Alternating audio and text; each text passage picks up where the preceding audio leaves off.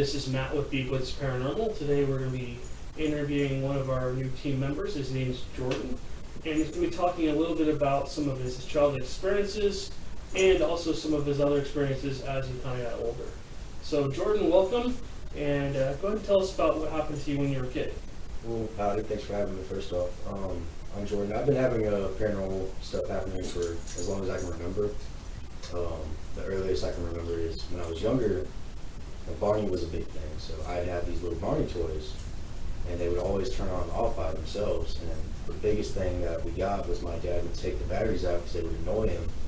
And he's filming a video with old tapes, and you can see it turn on and start singing.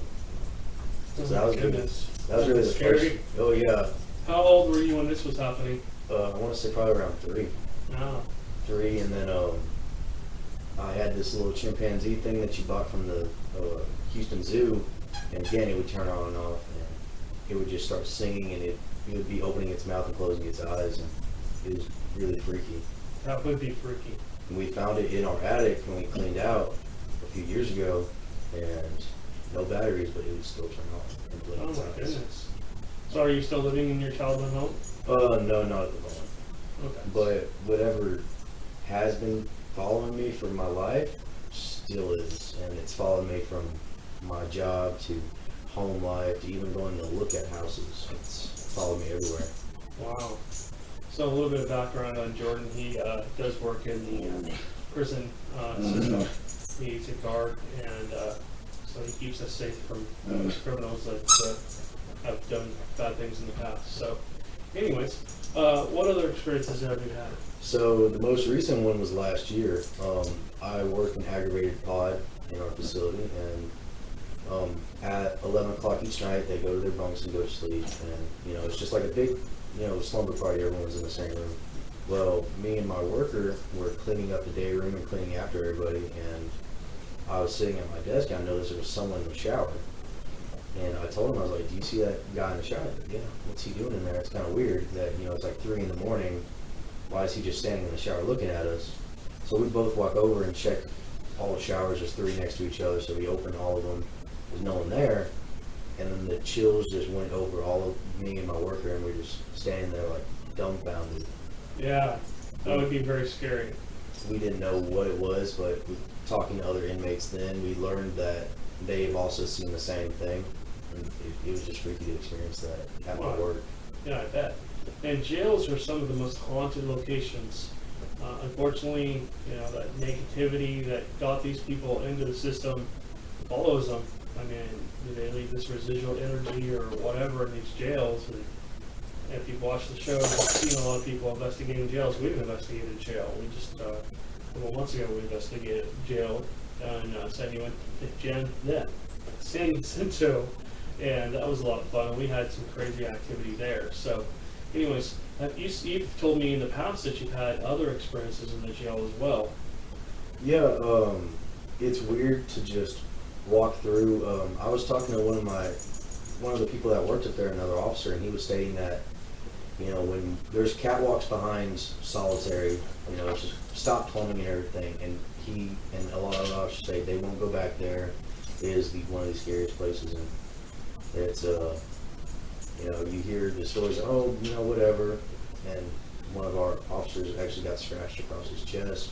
Thought it was a venomous spider bite, but there was 3 scratches across his front chest, and when he came out, I was the one that actually opened his shirt and saw it across there. Oh my goodness. We all thought he did it to himself, but he was just still saying, like, he felt like he just got scratched or he got bit by something. It's crazy to hear these stories and then just go back there and see it, especially in your everyday life. Yeah, have you been back there at all? Not in a year. I won't go back there. Yeah. Have you ever been back there ever? Yes, I've been back there once. It was behind our housing unit 2, which is where we take our new people that come in. Mm-hmm. And it's the same sort of style, just pitch black most of the time, just straight hallway. And it just gets a lot thicker of the air back there, and it's a place I don't like to go. Yeah. Do you know any of the history of that? So Housing Unit 2 was the old style of the jail. When they first built it, that was the first place. And we had a lot of people get injured there. I recount seeing when I got first hired on a video of an inmate bashing another inmate to death in the same area where, we had to walk. Oh my goodness. So that area that was right there, you have to walk straight through it, and you can just feel the heaviness behind there. Wow. We had people do self-harm and everything there, and it's a lot of those people, when they get out, they'll like to kill themselves. I feel like they still attached to that jail. I'm sorry, somebody's stealing our show. Mama! No, sweetie. Hey! Sorry, I got a couple dogs playing in another room here. Anyways, so has anybody else, any other guard or anybody else that you know of had any other experiences back in that area? I know one of my good buddies, he unfortunately quit, but he said he was back there and he felt like he was getting watched the whole time. Wow. Which isn't unusual because we have a lot of cameras that facility, so you always kind of feel like someone's watching you, but he said it was just like someone was stalking him through the hallway. Wow, that sounds creepy. And he quit because he just felt like he couldn't take it because he felt like whatever was there kept following him home. And he couldn't sleep, he just kept thinking about the one hallway back there. Oh my gosh. Well, you told me other stories when we first met, and you were telling me about all the things that have happened at the old jail. I mean, a jail. And that's actually just right down the street, which is kind of cool. But something happened to you on the stairway? Oh yeah, well, I was on the stairway and I was coming down, and there's been separate incidents. I was walking down doing my checks, which is our hourly checks, which we have to scan and make sure everyone's still okay, make sure we're actually getting up and moving. But again, it was in the same pod that I'm in where I saw that man at in the shower, and it felt like just a bug bite or something. It just felt burning, and I ran downstairs, and there was, red forming across my chest, across my collar, all the way to my back. Yeah, so you got scratched. Yeah, the same part, in the same jail, the same dorm that I saw that person in the shower. Wow. Now, you told me that you also had gotten pushed downstairs at the jail?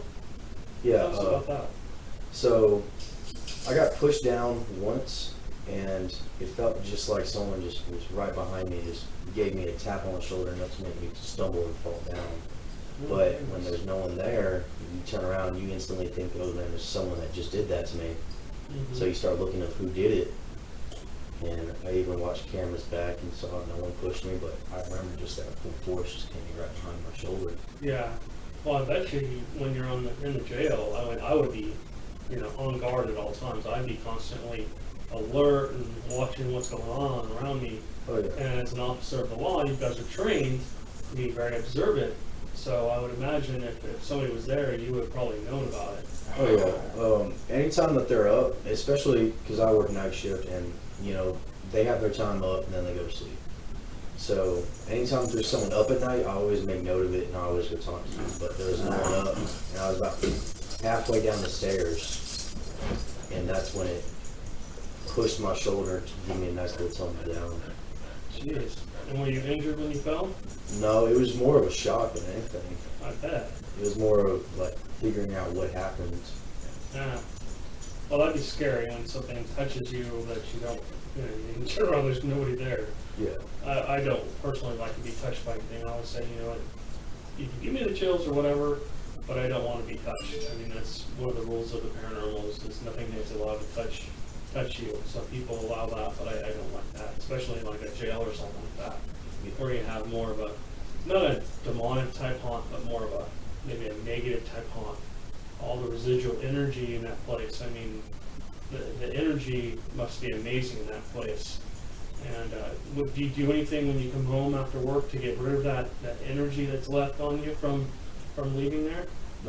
I hadn't in a long time, and I used to get in my car and be like, if there was something that was there, just leave me alone, because it'd feel like, you'd be watched constantly. I mean, Right. You're in a pod of 64 guys, you're always being looked at, but it seems like there's always something else there. So I used to just say, whatever's there, just don't follow me. But then when I would go home and try to lay down, it'd feel like there's someone still there.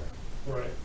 One of the things that we do, and he wasn't necessarily ghost hunting, but when we go to a location, is we'll clear ourselves before we leave. If there's anything with us, we appreciate you communicating with us, but we're done. You need to stay where you are at this location. You're not allowed to come home with me. And then we'll do that again. We'll happen home. When we get home, we'll do the same thing. We'll just reiterate, hey, we appreciate you communicating, but you need to stay at wherever location you're at. So I'm glad you do that. Have you had any other experiences that you want to talk about from the old jail, from the jail, I mean? Not really from the jail, but it was actually when I stayed with two of my roommates that also worked at the facility with me. We moved into a house, and it just started right off the bat when we moved in. I mean, it's a fairly new house that we moved into, but we would hear knocks, taps at night, and we work night shift, so we're up every night anyway. So we would sit there and watch TV, and we'd hear it coming from the attic again and again. And when I first moved in, I was the first one to put stuff in the house. I opened the house at night, and it just felt like there was a presence there that was really uncomfortable. Wow. Like, my fiance was with me at the time, and I told her, I was like, I can't go inside right now. Did you guys bring anything home with you from the jail? I mean, physically, anything home from the jail? So besides your gear and stuff that you take? we have, I know a few of us have, I know a lot of officers do. It's they make stuff like crosses and stuff like that in there, and they give them to a lot of officers. Like, I actually have one on my keychain. Oh, cool. So I usually, if it's like that, I'll be like, yes, okay, that's fine. But besides that, nothing really. It was ever giving you anything from any that have died or anything like that in the jail? No. Sometimes people will be like, we'll try to give you this when they're leaving, but I was just like, I'm okay, I don't want that. Give it to someone else. Okay. So what else happened in the house when you finally decided to move in? Well, you would just get cold chills all the time. Like, we'd be sitting there at our desk, we'd be playing video games or something, or just relaxing, and you get cold chills up and down your body, and you get goosebumps. It's 75 in the house, no air vent on you, no fan. Right. Did you guys ever see anything in the house? I did. What did you see? So, I believe it was when I was sick one night from work. Two of my roommates went to work. Our other roommate was asleep, and my bedroom is at the end of the hallway. So my bedroom is looking at the master bedroom down the hallway, and right to the left is the kitchen, and all the lights are out, and I feel like something's staring behind me because my back is to the door, and I'm looking at my desk, and I feel like there's just something there. So I turn around, and it's just like a little side profile of a face, and it just ducks back into the kitchen.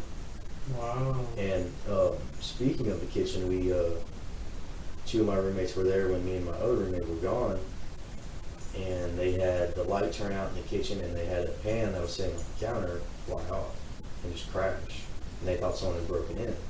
Wow. But all the doors and windows were locked. Yeah, that sounds more like a poltergeist type activity. Have you ever had the cupboard doors open? Sir?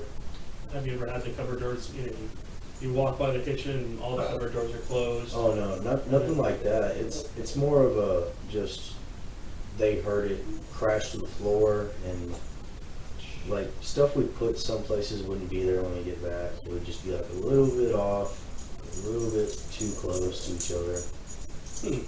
Did anything ever disappear?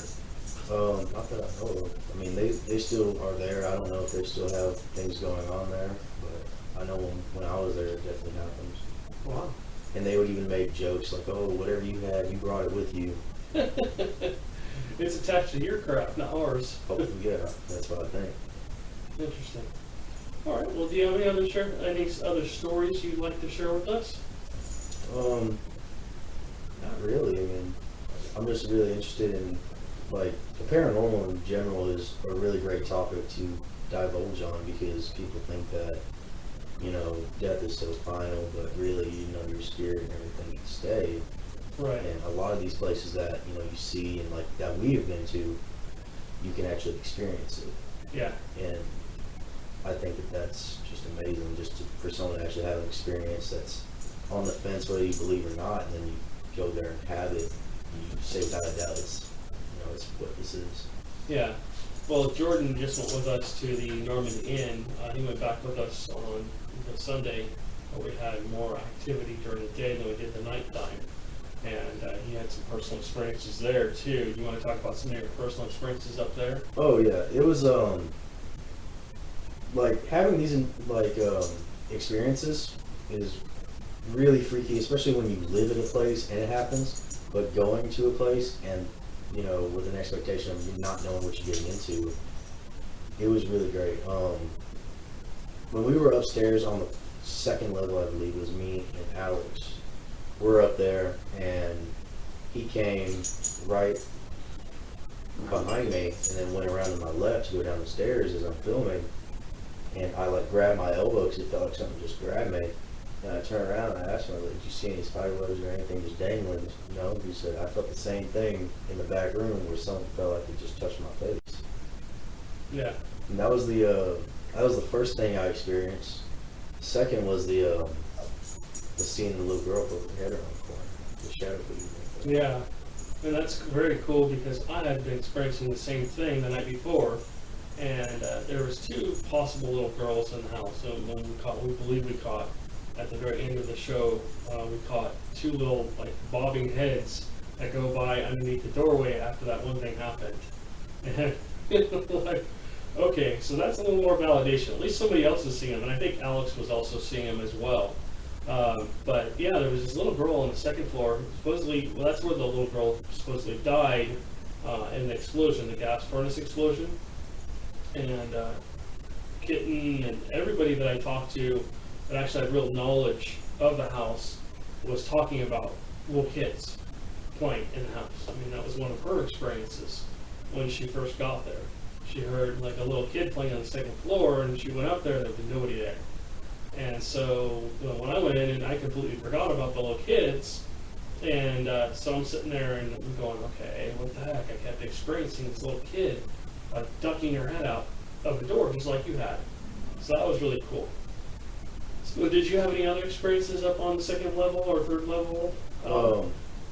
What was crazy is that, working in a jail and everything like that in a facility, if you are law enforcement and military, you're taught to keep your head on a swivel at all times. Mm-hmm. And you kind of know when someone's staring at you, or just you feel like someone's watching you. So the whole time I kept having to check my head over my shoulder because it felt like there was someone just constantly just eyeballing us the whole time. Yeah. It did feel like we were being watched.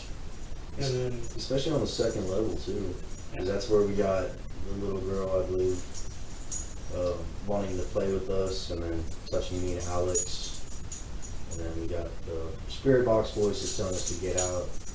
that was crazy. And we got all that on video too.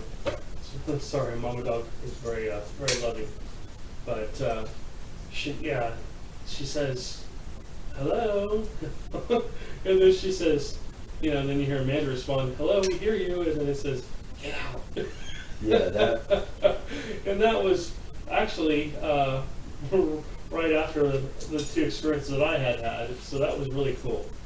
All right, well, Alex, you want to share any other experiences? Any paranormal experiences besides ghosts or anything that you've ever had? So another paranormal is, I don't know if you ever heard of the Cripple Creek, Colorado. No. Okay, so Cripple Creek, Colorado is, my family stays in Colorado, and then there's a gambling town up there called Cripple Creek, and it's got a really old jail that is supposedly very haunted. It's got reported accounts. It was even on the, I don't want to call it a TV show, but I guess it's a TV show, Ghost Adventures. It was on there as well. It's I've actually been there with my family and everything, got to experience that on a tour there. Cool. It was very cool. I mean, you get to go inside the actual cells, and they still have the beds and everything. And it's more of a museum now, but it was crazy to go there and experience that, because the same thing I felt going to the Normandy Inn, and then the catwalks behind Housing Unit 2 was at the same jail. It's just a very different level of energy right there. Huh. Well, is Jordan. He'll be on more investigations with us and probably on more shows here in the future. So we're going to wrap this up. We appreciate you guys listening, and look for Jordan in more of our upcoming podcasts maybe, and then also on our show. Check it out on YouTube. We appreciate you guys. Thanks.